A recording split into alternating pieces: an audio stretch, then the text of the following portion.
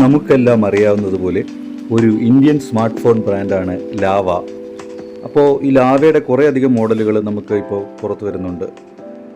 നമ്മളിവിടെ നോക്കാൻ പോകുന്നത് ലാവയുടെ ഫോൺസിൻ്റെ ഡ്യൂറബിലിറ്റി എങ്ങനെയുണ്ടെന്നുള്ളതാണ്. ഇവിടെ ഞാൻ റിവ്യൂ ചെയ്യുന്നത് 2 വർഷം മുന്നേ ഞങ്ങൾ വാങ്ങിച്ച ലാവ ബ്ലേസ് 5G എന്നുള്ള ഒരു ഫോണിൻ്റെ 4GB 128GB വേരിയൻറ്റിൻ്റെ ഒരു ലോങ് ടേം റിവ്യൂ ആണ്. നമുക്കിതിനകത്ത് കാണുന്ന പോലെ തന്നെ ഇതൊരു 720p ഡിസ്പ്ലേ ആണ്. അപ്പോൾ അത്യാവശ്യം ക്രിസ്പായിട്ടുള്ള ഒരു ഡിസ്പ്ലേ ആയിരുന്നു. ഇതിനകത്ത് നമ്മൾ ആവശ്യത്തിന് കൂടുതൽ ആപ്ലിക്കേഷനുകളൊക്കെ ഇട്ടിട്ടുണ്ട്. 90 Hz ആണ് റിഫ്രഷ് റേറ്റ്. പ്യുവർ ആൻഡ്രോയിഡ് ആയിരുന്നു. ബ്ലോട്ട് വെയേഴ്സ് ഒന്നും തന്നെ ഇല്ലായിരുന്നു. അപ്പോൾ നമ്മൾ നോക്കിക്കഴിഞ്ഞാൽ അത്യാവശ്യം സ്മൂത്തായിട്ട് തന്നെ 2 വർഷത്തിനിപ്പുറവും ഈ ഫോൺ ഓപ്പറേറ്റ് ആവുന്നതായിട്ട് നമുക്ക് കാണാൻ സാധിക്കും. പിന്നെ നമ്മൾ സൈഡൊക്കെ നോക്കിക്കഴിഞ്ഞാൽ സൈഡ് ബെസൽസിൽ നമുക്ക് ചെറുതായിട്ടൊക്കെ ഒരു കളറ് ഫേഡായിട്ടുള്ളതായിട്ട് കാണാം. പിന്നെ നമ്മൾ കുറച്ച് അത്യാവശ്യം റഫ് യൂസ് തന്നെ ആയിരുന്നു. ഇപ്പോൾ കുട്ടികളൊക്കെ എടുത്ത് തറയിലൊക്കെ ഇടും. അപ്പോൾ ബാക്ക് സൈഡിലെ ഗ്ലാസ് ബാക്ക് ആയിരുന്നു. അപ്പോൾ അത് ചെറുതായിട്ട് പൊട്ടിയിട്ടുണ്ട് എന്ന് കരുതിയിട്ട് ഫോണിന് മറ്റ് കാര്യമായ ഫിസിക്കൽ ഡാമേജുകളൊന്നും ഇതുവരെ ഉണ്ടായിട്ടില്ല. അപ്പോൾ ഈ സൈഡിലായിട്ട് നമുക്ക് ഒരു ഫിംഗർ പ്രിൻറ്റ് സെൻസറും ഉണ്ടായിരുന്നു. അതൊക്കെ ഇപ്പോഴും സ്മൂത്തായിട്ട് തന്നെ വർക്ക് ചെയ്യുന്നുണ്ട് കേട്ടോ. വേറെ പ്രശ്നങ്ങളൊന്നും ഉണ്ടായിട്ടില്ല.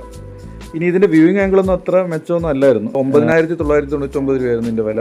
അപ്പോൾ 10,000 രൂപയിൽ താഴെ കിട്ടുന്ന ഒരു ബഡ്ജറ്റ് ഫോൺ എന്നുള്ള നിലയ്ക്ക് അതൊക്കെ നമുക്ക് തൽക്കാലം കണ്ടില്ലെന്ന് വയ്ക്കാം. ഇനി നമുക്ക് ഇതിനകത്തോട്ട് നോക്കുമ്പോൾ ഇതിൻ്റെ കുറേയധികം മെനു ഓപ്ഷൻസ് നമുക്ക് കാണാം. ഇപ്പം എല്ലാം സ്ക്രോളിംഗ് ഒക്കെ സ്മൂത്താണ്. Almost pure android like experience ആയിരുന്നു. ഞങ്ങൾ ഈ ഫോണ് വാങ്ങിച്ച സമയത്ത് ഇത് ആൻഡ്രോയിഡ് 12 വന്നത്. അപ്പോൾ ഒരു മേജർ ആൻഡ്രോയിഡ് അപ്ഡേറ്റ് കിട്ടി. ഇപ്പം നിലവിൽ നമ്മൾ നോക്കിക്കഴിഞ്ഞാൽ ആൻഡ്രോയിഡ് 13 ആണ് കറണ്ട് വെർഷൻ. പിന്നെ സെക്യൂരിറ്റി അപ്ഡേറ്റ് കാണിക്കുന്നത് ജൂൺ 2024 വരെയുള്ള സെക്യൂരിറ്റി അപ്ഡേറ്റ് നമുക്കിവിടെ കിട്ടിയിട്ടുണ്ട്. നമുക്കിവിടെ കാണാൻ സാധിക്കുന്നുണ്ട് അല്ലേ. അപ്പോൾ ഇവിടെ അത്യാവശ്യം അപ്ഡേറ്റ്സ് ഒക്കെ ഉണ്ട്. ഇനി നമുക്ക് ഒരു മേജർ അപ്ഡേറ്റും കൂടെ കിട്ടാൻ സാധ്യതയുണ്ടെന്നാണ് തോന്നുന്നത്. അത് ആൻഡ്രോയിഡ് 14 ഈ ഡിവൈസ് അപ്ഡേറ്റ് ചെയ്യാനായിട്ട് സാധിക്കും. 10,000 രൂപ താഴെ നമ്മൾ വാങ്ങിച്ച ഒരു ഫോണിൽ ഇത്ര അപ്ഡേറ്റ് കിട്ടുക എന്നുള്ളത് വലിയ കാര്യം തന്നെയാണ്.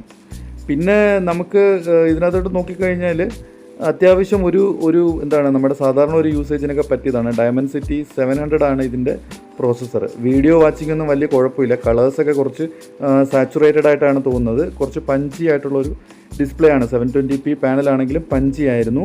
പിന്നെ വ്യൂയിങ് ആംഗിൾസൊക്കെ അത്യാവശ്യം നല്ലതാണ്. നമുക്ക് ഇതിനകത്ത് കാണുന്ന നല്ല കളർ റീപ്രൊഡക്ഷനൊക്കെയാണ്. വൈഡ് വൈൻ L1 സപ്പോർട്ടൊക്കെ ഉണ്ട്. അതുകൊണ്ട് നമുക്ക് ആമസോൺ പ്രൈം, നെറ്റ്ഫ്ലിക്സിലൊക്കെ നമുക്ക് HD കണ്ടൻറ്റ് തന്നെ കാണാൻ പറ്റും.